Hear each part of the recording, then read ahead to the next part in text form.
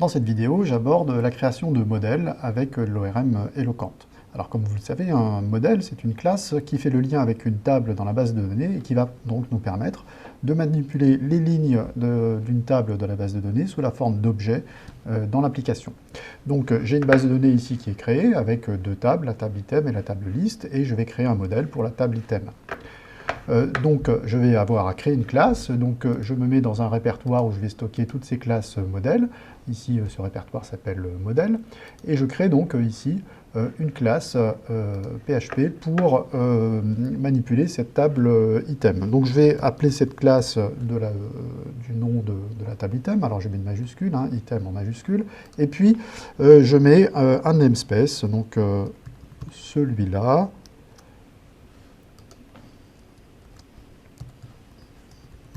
pour cette classe. Voilà.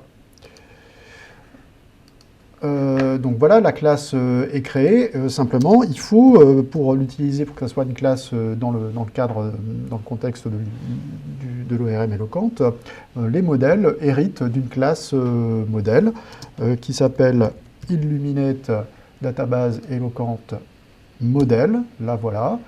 Donc ma classe item extends la classe modèle qui est la classe qui vient d'Eloquent. Alors ensuite, j'ai deux simples paramètres de configuration à préciser. Le nom de la table à laquelle ce modèle est associé. Donc là, c'est la table item.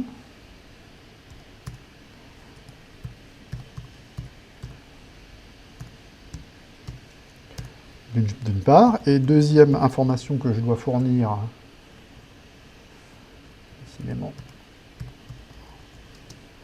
c'est le nom de la colonne dans la table qui me sert de clé primaire.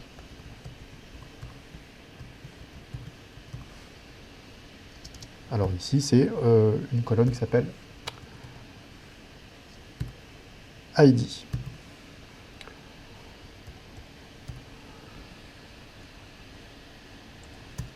Voilà. Et bien avec ça, j'en ai assez. Je n'ai pas besoin de dire plus de choses. En particulier, je n'ai pas besoin de déclarer les différentes colonnes de la table.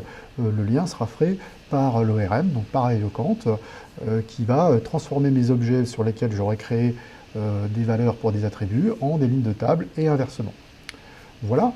Donc maintenant, il ne reste plus qu'à utiliser cette classe et créer des objets. Alors pour ça, je vais retourner dans mon petit programme de test là, et je vais utiliser cette classe. Donc cette classe, elle s'appelle item, voilà, donc elle est dans le namespace wishlist model item, et puis je vais appeler, je vais par exemple, tiens, je vais appeler cette méthode all qui me renvoie tous les objets, enfin toutes les lignes de la table sous forme d'objets. Alors, il faut que je stocke ça dans une variable. Et maintenant, ce résultat, c'est une collection d'items que je vais pouvoir parcourir. Donc avec un for each, tout simple. Donc for each $items as $item.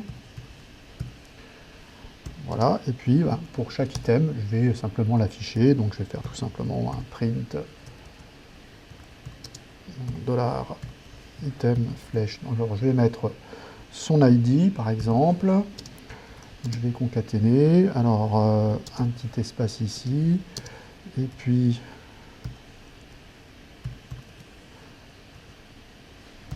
son nom, voilà, et puis je vais mettre un petit retour à la ligne pour rendre tout ça lisible.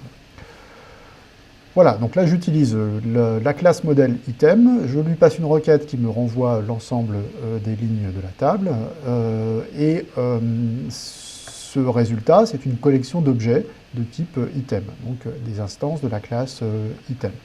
Ici, je parcours donc cette collection, et pour chaque item, j'affiche simplement son ID et son nom. Voilà, eh bien, on va vérifier que tout ça fonctionne. Donc je vais exécuter ce programme eloquent.php. Voilà. J'ai affiché donc la liste des items qui sont dans ma base de données. Voilà, c'est terminé. Donc la création du modèle, c'est vraiment une classe extrêmement simple, hein, je rappelle. Il suffit donc qu'elle hérite de la classe modèle qui est fournie par Eloquent, et puis on a deux informations principales à fournir, le nom de la table auquel cette classe est associée, et le nom de la primary key dans cette table, ici c'était ID.